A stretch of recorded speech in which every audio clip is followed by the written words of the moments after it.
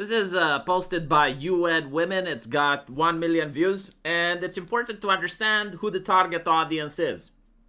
It's not the average Joe. It's for academics, for journalists, for activists, in order to know what ideology they should push.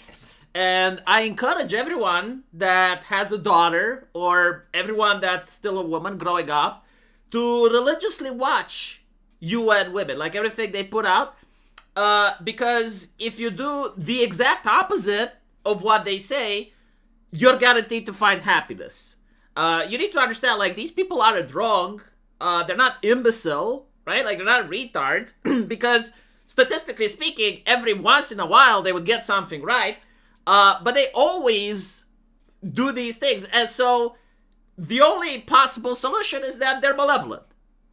And let me show you the recent video that they put out. I would like to acknowledge the essential importance of care. Care is fundamental to the basic functioning of our economies and societies. In fact, the reality is, everyone will need care at some point in their life. However, we must also recognize the reality that the current way care is provided and valued is unfair and unsustainable. We must address the cultural biases that automatically label care as women's work. It's time to admit that something is very, very off. Whether or not we mean to, the fact is, we are taking advantage of women. Simply put, we must stop penalizing women for caring. We must stop relying on women to make it work and instead proactively make possible, support, and fairly compensate care work. UN Women would like to propose these practical and immediate actions. Ask governments to support care services, pay the taxes that fund them, prioritize the creation of family-friendly workplaces which include flexible working hours, paid parental leave, and in-house childcare facilities. Prioritize women for the good of all. So basically what they're saying is that your family should pay more taxes to the government, and businesses should be more expensive to function, which means that businesses should also raise prices.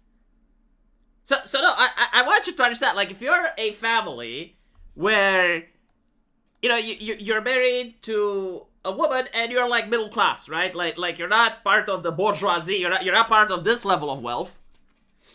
They by the way, like, they consider themselves to also be working class. It's fascinating. But, okay, you're not as rich as this lady. You don't have, like, this type of decor in your household, right? You don't have that level of wealth. You're just, like, working class. Your life should go to shit because your government should tax you more. Like, they should take more from your wealth away. You're not paying enough, basically. And all the businesses, right? Like the supermarkets, the factories, everything around you, basically, should now have higher operating costs because they also need now to pay more for women care. And when they need to pay more, like, the product that they put out is going to be more expensive. So when you buy something, you also should spend more money on it. And on top of that, right, like, this is not where it ends. They're separating society. They're not talking about families. They're talking about women as a separate class with separate interests than the men. And you know, like, the men now have an obligation to care about other people's daughters. Like, this is what fascinates me, you know, like, as a man, obviously I care about my mother and I care about my wife, but I don't give much of a shit about a woman that lives 5 blocks away from me. I mean, it's not that I don't give a shit about her. I give the exact same shit about her as she gives about me, right?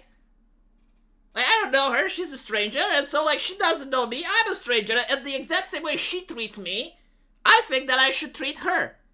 But what she is saying is, like, no, I have now a moral obligation towards her, and she doesn't have a moral obligation towards me. So, like, now when I go to work, part of the money that I would spend on my wife and my son should actually be taken away so that someone else gets to feel comfortable. You know, and someone else that may not even choose to marry. You know, she may choose to sleep around and have kids, which, by the way, I'm not judging, okay? Like, I'm not part of the Zoomer crowd where you judge, or part of the feminists that I definitely don't fucking judge.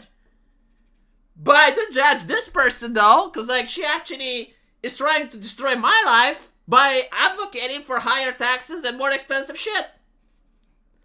And so the thing with my wife, she's a smart woman, right? Like, she's got a man. She's working. Like, she's got a job. I got a job. Like, together we get money and we're raising our kid. So, like, instead of her being rewarded for that, now she and I need to have our money taken by the government. And by the way, we need to hope, right? Like, we need to pray that the government doesn't just use the money for political grifts, you know, for paying women like this. Like, this act is actually paid from someone's money, right? Because the United Nations isn't actually producing their own wealth. Governments pay for it. The taxpayer pay for it, right? So, like, I need to have my money taken, being given to this woman to feed herself, so that she can advocate for more money to be taken away from it. Do you see the grift? All right? So, like, my wife makes the smart decision, and she gets a man, and together we have a higher income. Together we have a higher social network of connections. Like, apparently, this model is not the one being promoted, but someone that decides to sleep around with a lot of guys, have a kid. Now she should be validated, and her lifestyle should be subsidized by me. How is that fair?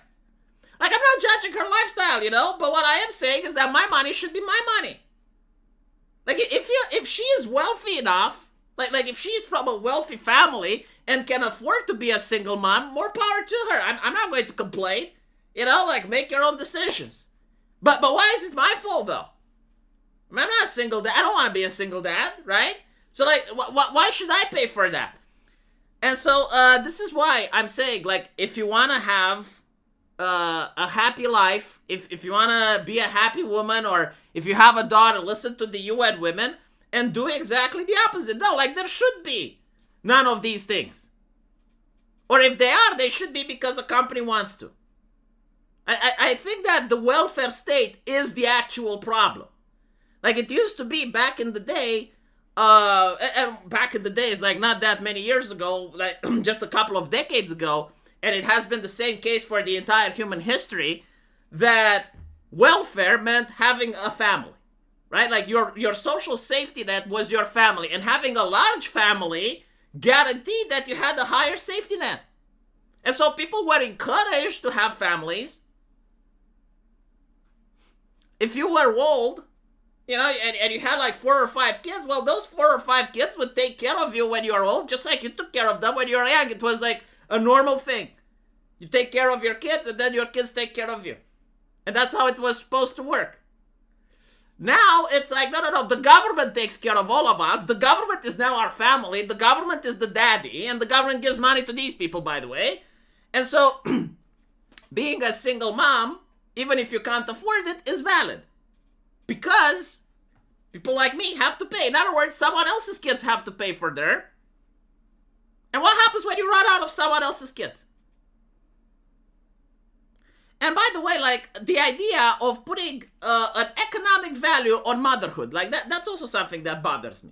You know, like, they keep bitching and whining, oh, we don't have money. How did people in medieval time manage to do it? Like, have you seen how bad the medieval time period was? I mean, right now, even a person on welfare in a first world country has a much better life and more amenities than a medieval king. I'm not even kidding. Like, imagine, no, like people don't understand this. Imagine what it's like to sleep in a medieval castle during the winter. Just so you can understand what I'm saying about, they would have icicles form under their bed. That's how cold it was, okay? And this is how the king used to live, in a fucking castle. People in a modern day have it so much better. So don't give me the bullshit. It's like, well, I'm too poor to have kids. No, that doesn't exist. Like, I'm sorry, in a first world country, it just doesn't fucking exist. Like, if people in a rural area, a peasant in a rural area managed to have like 5 or 6 kids, or an Amish today, like, has 6 or 7, get the fuck out. You don't have kids because you don't want to. Which is fine. Like, you don't have to, right? But what pisses me off is that I have to pay for it. I have to pay welfare, right? Like, when you're old, my taxpayer money has to feed that shit. Why? Why am I subsidizing that?